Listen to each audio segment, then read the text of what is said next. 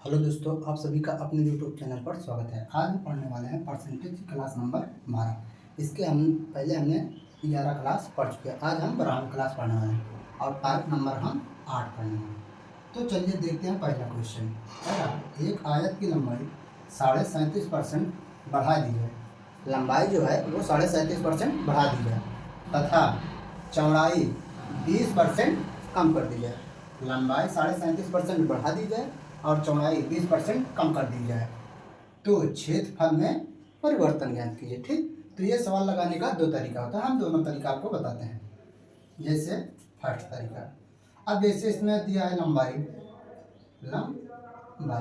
अब आप लंबाई कुछ मान सकते हैं।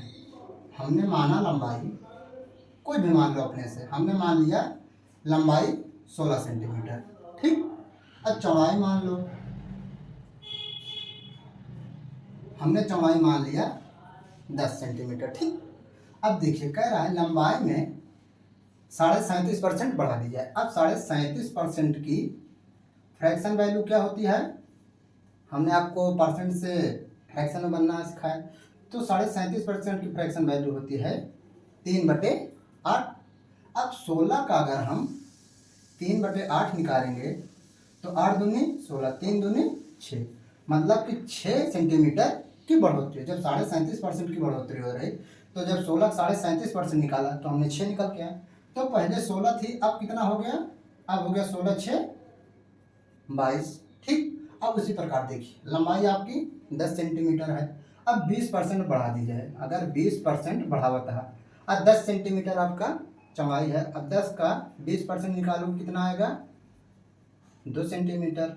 अब पहले 10 था, अब कितना हो गया, 12 सेंटीमीटर। अब देखिए, अब आपको पता होता है आयत का क्षेत्रफल क्या होता है, लंबाई इंटू चौड़ाई। अगर अब इन दोनों का गुणा करें, ये लंबाई पहले वाली थी और ये चौड़ाई पहले वाली थी। अब ये 37.5% बढ़ गया, सॉरी यहाँ 20% की कमी हो रही है, हमने यहाँ वृद्धि कर दी। ठीक, इसको ध्यान देना। तो जब 10 का 20% निकालोगे 2 सेंटीमीटर। तो पहले थी 8 सेंटीमीटर, अब 2 सेंटीमीटर कम हो गई, अब कितना हो गया, 8 सेंटीमीटर। ठीक, वहाँ कमी थी, हमने बढ़ोतरी कर दिया था। ठीक, अब देखिए, अब आयत का क्षेत्रफल होता है लंबाई इंटू चौड़ाई। अब देखिए 16 से 10 में गुणा करोगे 16 धामा 160 सेंटीमीटर। ये पहले वाला क्षेत्रफल निकल के आ गया। अब देखिए जब परिवर्तन हुआ तो 8 दूनी 16, 8 दूनी 16 1 17 सेंटीमीटर। अब देखिए पहले 160 सेंटीमीटर था, अब आपका निकल के आया स्क्वायर 176। तो कह रहा है क्षेत्रफल में परसेंट परिवर्तन। अब परसेंट परिवर्तन कितना, पहले था 160, अब हो गया 176। अब कितना ज़्यादा हो गया, इससे 16 ज़्यादा हो गया। 16 किस पे ज़्यादा हुआ है, 160। अब 160 पे 16 ज़्यादा हुआ है। अब परसेंट निकालने के लिए 100 से गुणा किया जाता है। अब देखिए 1 0 1 0, 16 से 16 आपका 10% का क्षेत्रफल में परिवर्तन आ गया। ठीक, ये था इसका बेसिक तरीका। ठीक, अब हम चलते हैं इसके सेकेंड तरीके पे जो शॉर्टकट होता है। ठीक, अब दूसरा तरीका कैसे हो किया जाता है जो शॉर्ट होता है। अब देखो कह रहा है, अब मान लो लंबाई, अब ये हो गया आपका ब्रेथ चौड़ाई। ठीक, अब देखिए कह रहा है लंबाई 37.5% बढ़ा दी है। अब 37.5% फ्रैक्शन वैल्यू क्या होती है, 3/8। जो नीचे होता है वो मूल होता है। तो हमारा पहले मूल लंबाई कितनी थी, 8 सेंटीमीटर। ठीक, अब जो ऊपर होता है वो बढ़ोतरी होती है। तो कितने की बढ़ोतरी हुई, 3 सेंटीमीटर। ठीक, तो पहले थी 8 लंबाई, अब 3 बढ़ गए, कितना हो गया, 11 सेंटीमीटर। ठीक, अब देखिए ब्रेथ पे चलते हैं, चौड़ाई कह रहा है 20% कम कर दी जाए। अब 20% की फ्रैक्शन वैल्यू क्या होती है, 1/5। अब जो नीचे होता है वो मूल होता है। तो पहले चौड़ाई कितनी थी, 5 थी।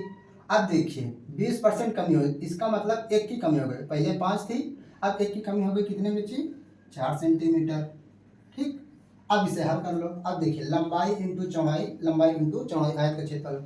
अब ये पहले वाला था, ये बाद वाला। अब देखिए 8 पंजे 40, 11 चौक 44 सेंटीमीटर स्क्वायर, सेंटीमीटर स्क्वायर। अब देखिए पहले क्षेत्रफल 40 सेंटीमीटर स्क्वायर था, अब हो गया 11 चौक 44, अब 44 सेंटीमीटर। तो पूछ रहा है क्षेत्रफल में परसेंट परिवर्तन कितना होगा।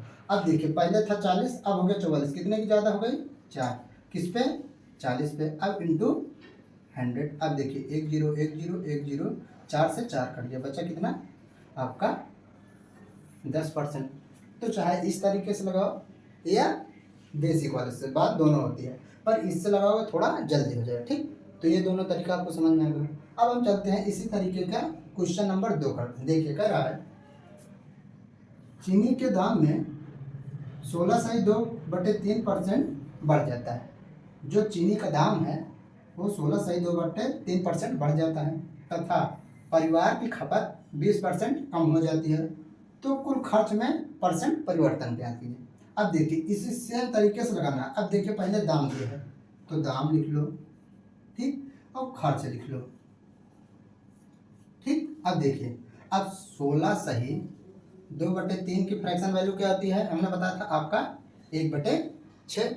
अब देखिए बढ़ जाता है, पहले ये जो नीचे होता है वो मूल होता है, ये हमने मूल मान लिया। मूल कितना है 6, 1 की बढ़ोतरी हो गई 7, पहले था दाम 6 रुपये अब हो गया 7 रुपये, ठीक। अब देखिए कह रहा है खर्च में 20% की कमी हो जाती है। अब 20% की फ्रैक्शन वैल्यू क्या होती है 1/5। पहले खर्च कितने करते थे 5 kg, ठीक। अब जब 1 की कमी हो गई तो अब कितना बचा 4। पहले खर्च करते थे 5 kg, अब खर्च कर रहे हैं 4 kg। तो कह रहा है कुल खर्च में परिवर्तन। अब देखिए चीनी का दाम 6 रुपये था तो 5 किलो खर्च करते हैं, जब 7 रुपये किलो हो गया तो 4 kg खर्च करते हैं। तो वही कह रहा है कुल खर्च में परिवर्तन था। अगर आप इन दोनों को गुणा कर दोगे 6×5 = 30 रुपये पहले खर्च कर रहे थे, जब दाम में बढ़ोतरी या घटोतरी हो गई 7×28 तो 28 रुपये का खर्च कर रहे हैं। तो वही पूछ रहा है कुल खर्च में कितने परसेंट की बढ़ोतरी है। अब देखिए पहले था 30 अब हो गया 28, अब कितने कमी हो गई 2 की कमी हो गई, किस पे 30 पे। अब परसेंट निकालना है बटे सब। अब देखिए 1 जीरो से 1 जीरो कट गया। अब देखिए 10 दूना 20, अब 20/3। अब इससे हल करोगे 3 6 18, 6/2/3% की खर्च में कमी आ गई, ठीक। अब यहाँ कमी या ज़्यादा तो नहीं पूछा तो खाली परसेंट पूछा, तो 6/2/3% परिवर्तन आ गया, ठीक। तो ये था टाइप नंबर 8। आज हम अपनी वीडियो यहीं समाप्त करते हैं। अगर आपको हमारी वीडियो पसंद आए तो लाइक करें, शेयर करें एंड हमारे चैनल को सब्सक्राइब करें।